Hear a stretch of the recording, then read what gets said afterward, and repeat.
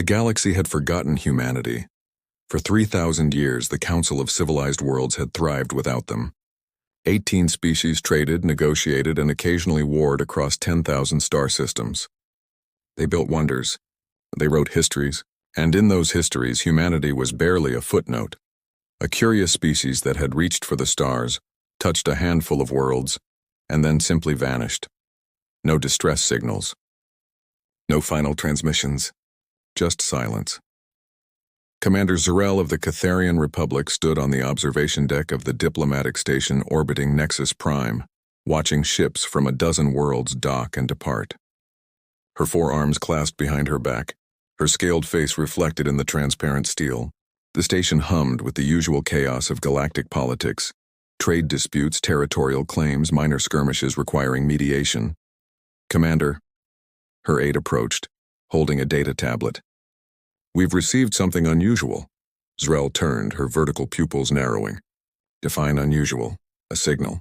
Old encryption protocols. Pre-silence era. The words hit her like a physical blow. Pre-silence meant human. That's impossible. Run a diagnostic. It's probably some ancient probe still broadcasting. We did, Commander. 3 times. The signal is new. Transmitted 4 days ago from the outer rim. Sector Gamma 7. Z'Rell took the tablet, her hands trembling slightly. The coordinates pointed to an empty region of space. No colonies, no stations, nothing but dust and dead stars. She read the translated message. To any who remember, we have returned. We seek no conflict. We ask only for recognition. Humanity calls to the stars once more. The aide shifted nervously. Should we inform the Council? Z'Rell stared at the message. Every species in the galaxy knew the stories. Humans had been explorers, dreamers who reached too far too fast. Some said they destroyed themselves in civil war. Others claimed they'd awakened something terrible in deep space and been consumed. A few whispered that they'd simply evolved beyond the need for the physical universe and ascended to another plane. But returned? That wasn't part of any story. Yes, Z'Rell said quietly. Inform the Council immediately, and prepare a response fleet. If this is real, we need to be ready. Across the galaxy, the message spread like wildfire. In the crystalline towers of Vex Prime, the insectoid hive queens convened emergency sessions. On the war moons of the Draknor Empire, generals sharpened their battle strategies. In the peaceful gardens of Luminara, philosophers debated the implications of a species returning from oblivion. Fear and curiosity mixed in equal measure. Ambassador Torin, a Luminaran diplomat known for his calm wisdom, addressed the emergency council session. His skin glowed soft blue, a sign of deep concern. We must approach this carefully. If humanity has returned, we must ask why. And why now? General Krax of the Draknor slammed a massive fist on the table, his reptilian features twisted in suspicion. This could be a trick. A remnant faction. Or worse, an invasion force using human identity as a shield. Or, Z'Rell interjected, it could be exactly what it claims. First contact with a lost civilization. The council chamber erupted in argument. Voices overlapped in a dozen languages, translation algorithms struggling to keep pace. Fear dominated the discussion. Humanity's old colonies had been absorbed, repurposed, or abandoned. Their technology had been studied, reverse-engineered, and improved upon. The galaxy had moved on, but deep in the archives, a few scholars had kept the human records alive. They remembered the humans' strange philosophy, that any challenge could be overcome with enough creativity and determination. They remembered human art, human music, human stories that spoke of never giving up. No matter the odds, they remembered the letters. HFY Humanity. Fuck yeah. It had been their unofficial motto, crude but passionate, a declaration that humans would meet the universe on their own terms.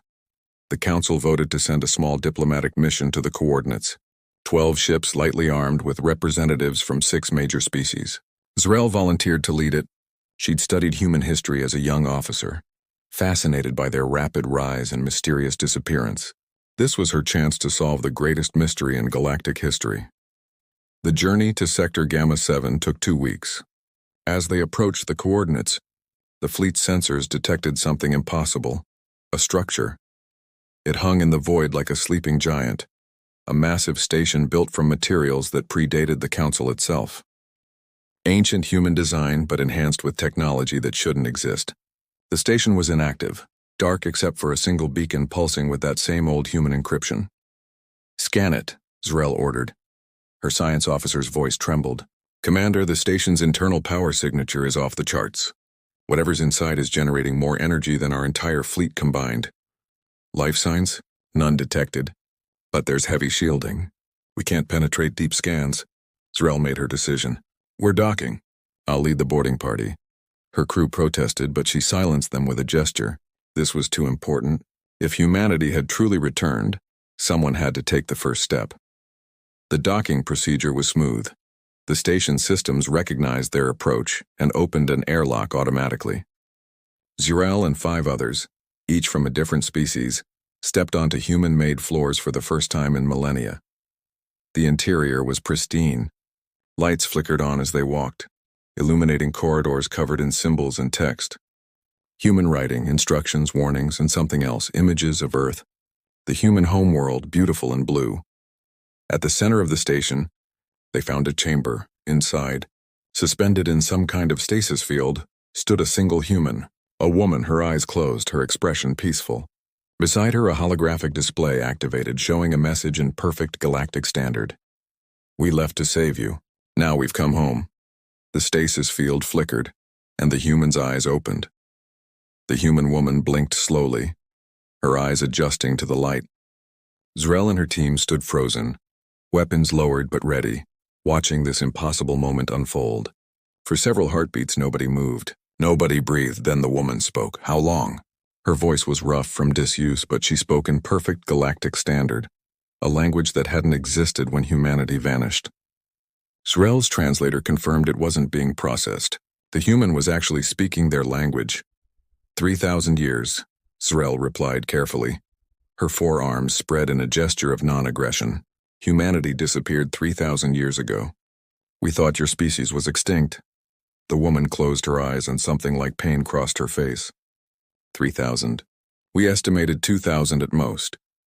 She stepped out of the stasis field, her movements careful and deliberate. She wore a simple gray uniform with a patch on the shoulder, Earth surrounded by stars.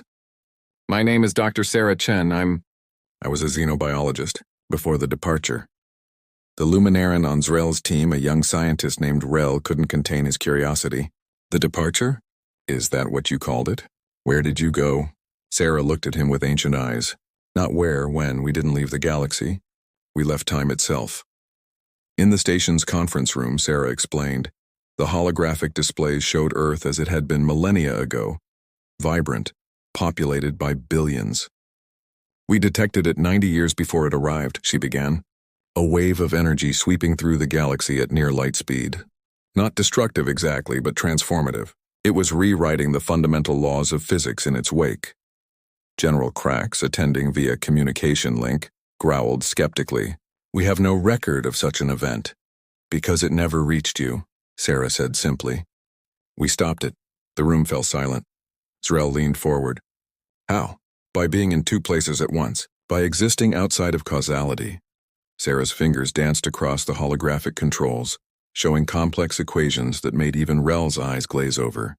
"Our scientists developed temporal dilation technology. Not time travel, we couldn't move backward or forward. But we could step sideways into a pocket of space-time that moved at a different rate than normal reality. We took Earth," she continued, her voice heavy with emotion, "and Mars, and the colonies on Europa and Titan. Every human, every animal, every plant we could save. 5 billion souls." We stepped into the slow-time pocket and waited. "Waited for what?" Zrel asked. "For the wave to pass. For the danger to end. In our pocket of reality, only 2 years passed. But out here in normal space-time, we knew it would be longer. We just didn't know how much longer." Rel's skin pulsed with excited colors. The calculations must have been incredibly complex.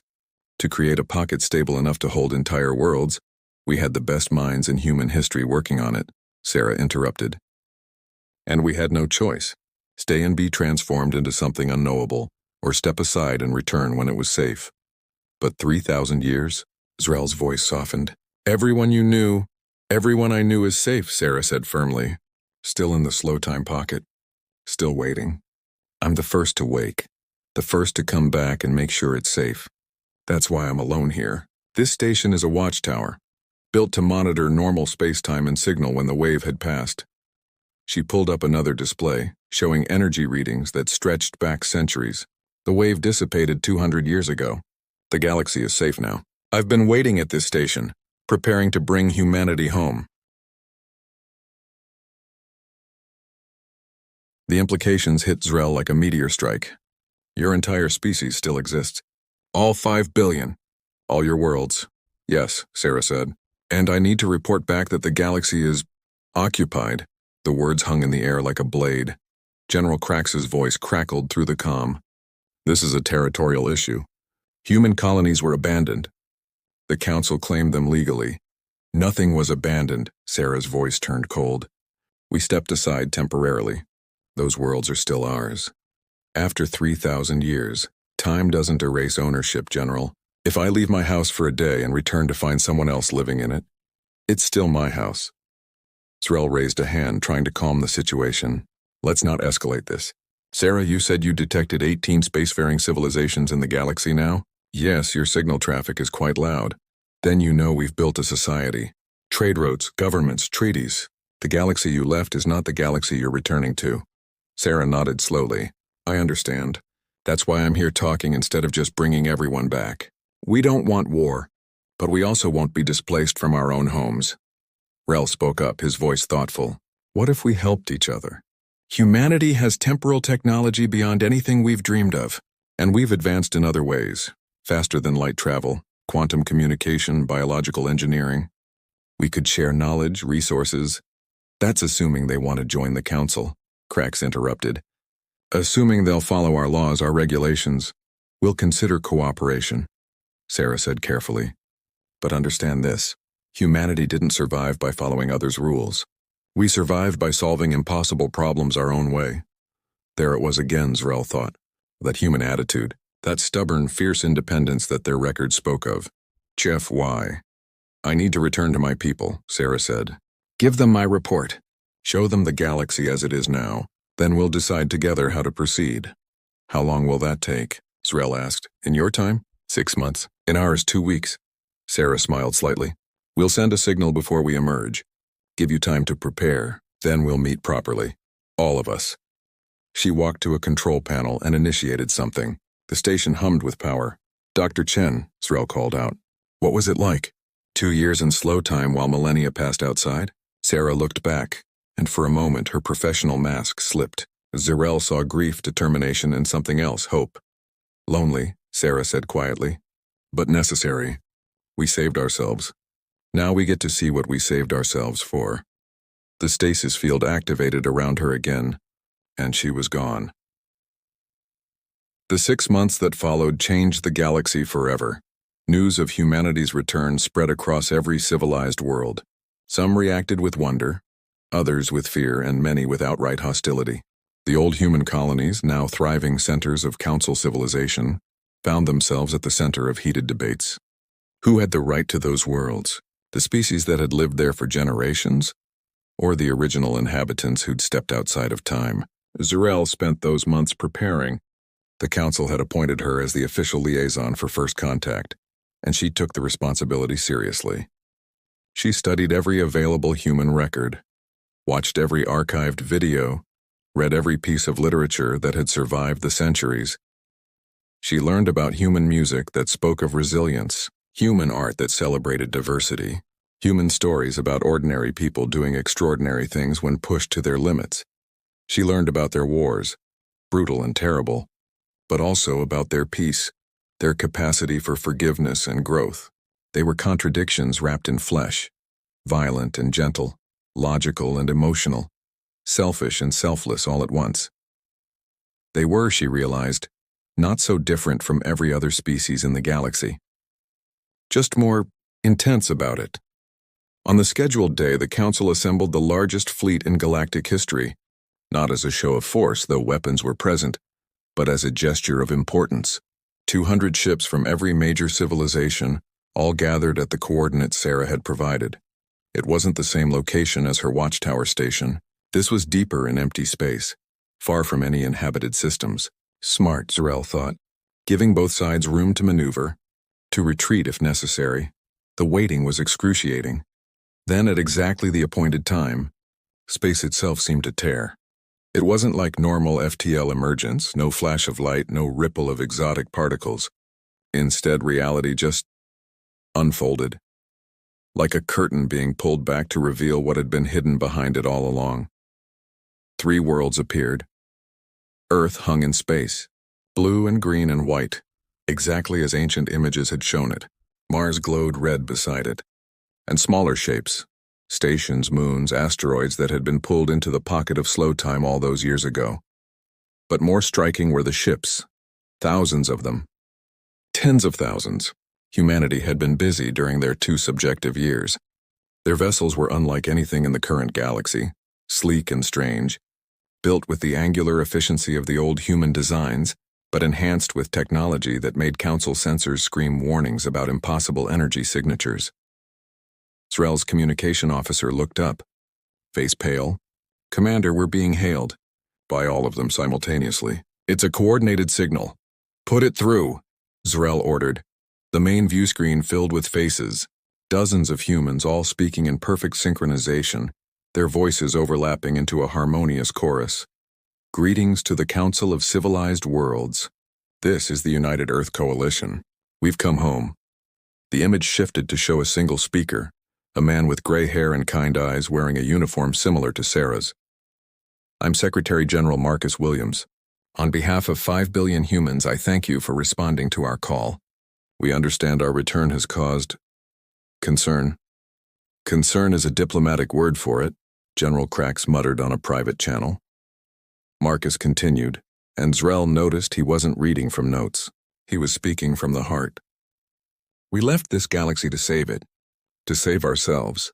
We didn't choose to be gone for 3,000 years in your time. We didn't choose to have our worlds taken, our history forgotten, but we're not here to demand the past be restored. We're here to negotiate a future." The view screen split, showing images of the disputed colonies. Zrel recognized New Haven, formerly called New Chicago, now a thriving Catharian commercial center. Others flashed by. Worlds she'd visited, worlds where people she knew lived and worked and raised families. "These worlds were ours," Marcus said, his voice firm but not angry. "But we recognize that time has passed. People have built lives there. We're not asking you to uproot entire civilizations, but we are asking for recognition, for land, for a place in this new galaxy." He paused, letting the words sink in. "We're offering a trade. You've built on our old worlds. We won't contest that on 3 conditions. First, you acknowledge our right to exist as equals. Second, you provide us with suitable worlds to colonize, unclaimed worlds, resources to rebuild. Third, you grant us full membership in the Council." In exchange, Marcus smiled, and it was a very human expression, both warm and slightly predatory. "We'll share our temporal technology. We'll help you explore possibilities you've never imagined. We'll bring fresh perspectives to old problems. And if we refuse?" That was General Krax, unable to contain himself. Marcus's expression didn't change, but something in his eyes grew harder. "Then we'll take what we need. Not through war, we've evolved past that. But we have 5 billion people, General. 5 billion humans who've been waiting to live again. We'll find a way. We always do. There it was. Not a threat exactly, but a statement of fact. Humanity would survive, with or without the Council's cooperation." Zrel found herself smiling. This was the humanity she'd read about. Diplomatic but firm, willing to negotiate but unwilling to be dismissed. "Secretary General Williams," she spoke up, her voice carrying across the communication channels. "I believe we have much to discuss. I propose we begin formal negotiations immediately. I think you'll find the Council more welcoming than you might fear." Not everyone would agree. Krax was already grumbling about aggressive expansionists. Others would see only threats and competition. But Zrel saw something else. She saw a species that had sacrificed everything to protect a galaxy that didn't even know it needed protecting. A species that had sat outside of time itself, trusting that when they returned there would still be a universe worth returning to. "Agreed," Marcus said. "We'll send our diplomats. And Commander Zrel, thank you for being the first to listen." As the communication ended and preparations for the formal negotiations began, Rel floated up beside Zrel, his colors swirling with excitement. Commander, this is extraordinary. A species outside of time. The philosophical implications alone, they're not just a philosophical puzzle, Rel. Z'Rel said gently. They're people. People who've been through something we can't even imagine. Remember that in the days ahead. She looked out at Earth, hanging peaceful and beautiful in the void. 3,000 years ago it had vanished to save itself. Now it was back, and nothing would ever be the same. In her quarters later, Z'Rel accessed an old human file she'd found in the archives. It was a music file, corrupted but partially recoverable. The song was about wanderers coming home, about never giving up, about the long road and the joy of arrival. The melody was strange to her ears, but somehow it fit. Humanity had returned.